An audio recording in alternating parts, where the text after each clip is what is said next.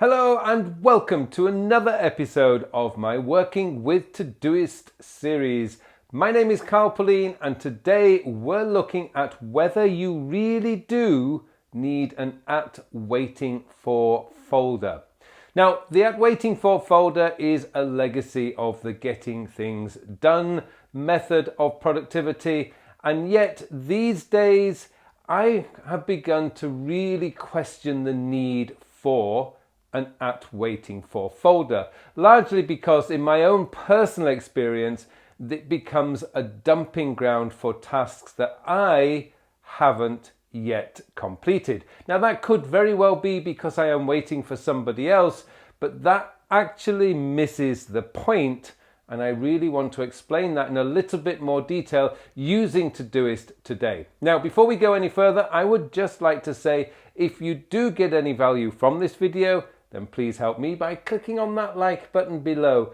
And if you want to get all the latest tips, tricks and news on anything to do with productivity and time management, then please subscribe to my channel. Okay, let me take you into my Todoist now and show you how I manage those tasks that most people would often clarify as a waiting for task. Okay, one of the biggest problems of managing a task manager, any kind of task manager, not just Todoist, is the kind of stuff we're throwing in to our task manager. Now, if you were to start the day and start off looking at a task list like this, you're going to start thinking, oh, how am I going to get all this done today? Now, aside from the fact that completing your today list is not necessarily the objective, just getting the most important work done should be the objective. Let's just look at some of the problems that I see inside this kind of list. And that's this thing here, the waiting for list. Now, I understand where it came from. It came from the legacy of getting things done. And the at waiting for on the surface does make sense. But in reality, what it does do is it ensures that you are not focused on the objective. Now, let me explain. I created a favorite so we can separate out the waiting for, kind of waiting for tasks that we get. So we got one here, so in set up appointment with Sienna and inform Claire when done. Now, on the theories, we've got the action verb, set up appointment. So we're very clear what we want to do here. But let's say that I sent an email to Sienna and Sienna has not responded yet. Now, what do I do? Now, traditionally, what most people would do is say, okay, I'm now waiting for Sienna. So we either add the label or we move the task to another folder. However, I just don't think this is necessarily the objective here. The objective is not to send an email to Sienna or send a text message to Sienna. There's nothing in here which says send email to Sienna. What the objective of the task is to set up an appointment with Sienna. So sending an email to Sienna saying, are you going to be available next week on Monday? Well, have I completed the task? Well, the answer is no, I haven't completed the task. I don't have an appointment set up. So what I would do is I would just put in here the date and put sent email to Sienna requesting appointment. That's all I would do. So now I have a note inside the task which tells me what I've done. Because remember, the task is not actually complete because I don't have an appointment with Sienna. So what am I going to do? So I'm going to add that comment. I'm certainly not going to be using a label for it, but this is now scheduled for today. Am I expecting a reply from Sienna today? Probably not. So what I'm going to do is I'm going to reschedule that for tomorrow. And that will give me the indication that this is going to come up. So when I look at my upcoming for tomorrow, Let's go down. Oh, long way down. I will now see this, and I also see that there's a comment. So when I tap on that, oh yes, yesterday I sent an email asking, do I need to chase that up today? Now it could be that this is not important. I mean, it could be that this Sienna appointment, I don't really need to now follow that up until next week. So I'm just going to move this one to say Monday the 1st of August, and I'm going to change that. Normally by now on a Saturday I'm recording this, I will have done this, so this would have come up in my this week folder. Great, that's now done, but it's not hanging around in my today, and I'm not kidding myself that I'm actually completed a task. So let's look at another one. Now this is another problem that I see people doing. They send all these emails to their Todoist inbox, and what that does is just fill everything up, and then you start adding random dates to it. This is not the best way to manage your email, and I've covered this many times. Instead of sending emails, and I'll put a link in the show notes to the video that I did on managing email, actionable email, but what I would do is with these, they would just go into my action this day folder. So all I actually need then is a recurring task. So clear action this day folder. That's going to be in my email, and that would come up every day.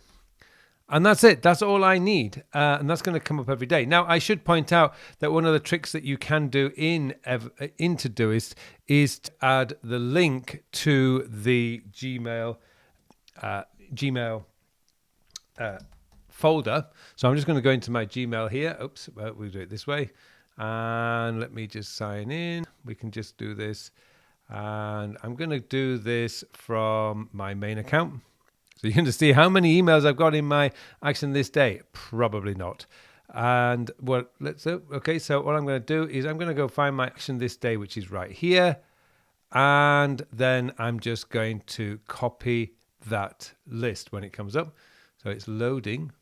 There we go. It's now got my action this day folder. So this is the action this day. So I'm going to copy the URL for that, and I'm going to put this in here. So what I can do is I can turn this into a clickable link simply by, oops, I'm doing this wrong.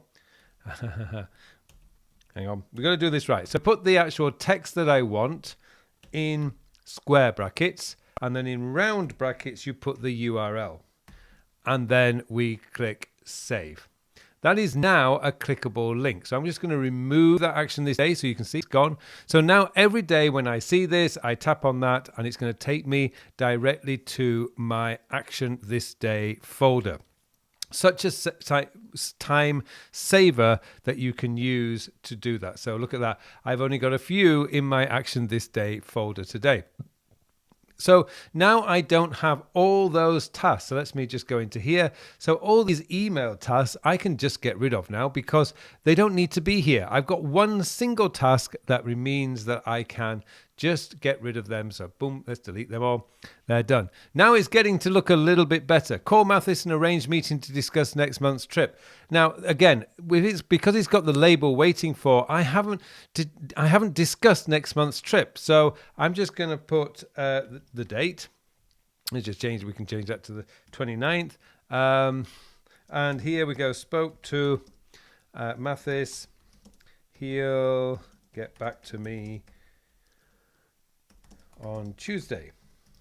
Okay, so now Mathis has told me he's going to come back to me on Tuesday. So again, I can remove that label, and I can now add that for Tuesday. That's going to come up, and I'm going to see that. So when that comes up on Tuesday, I know exactly what to do. And you can do the same with all these. Replies to Jeff's email about his presentation shouldn't be there. It's an email. It should be in your action this day folder. So it's another one that I don't need in Todoist. Just delete that. Call Peter about delivery next week's products. Maybe I've called Peter, maybe another one just like the previous one, Mathis. He's going to come back to me. So all I need to do is add the date when he said he would come back to me, and chase up information on kitchen units. Now this is a typical one that we might have. So what we need to do is, again, this might be thinking, oh, I'm chasing this every day. So you may have several comments here saying you've chased, they're waiting, and then you can make decisions based on what needs to happen next.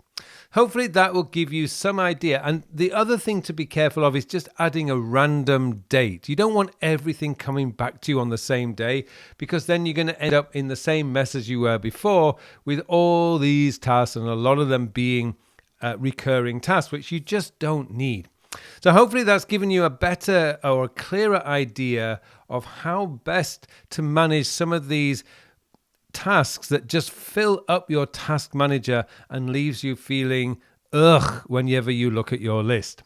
Well, thank you so much for watching this episode, and it just remains for me now to wish you all a very, very productive week. Hello, thank you very much for watching my videos. Now I have something exciting to tell you about.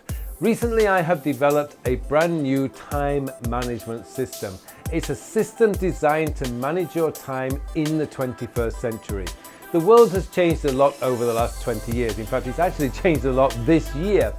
And what we need now is a system, a time management system that is very easy to use, easy to maintain, so that you can spend more of your time doing the work. And that's what the time sector system is all about.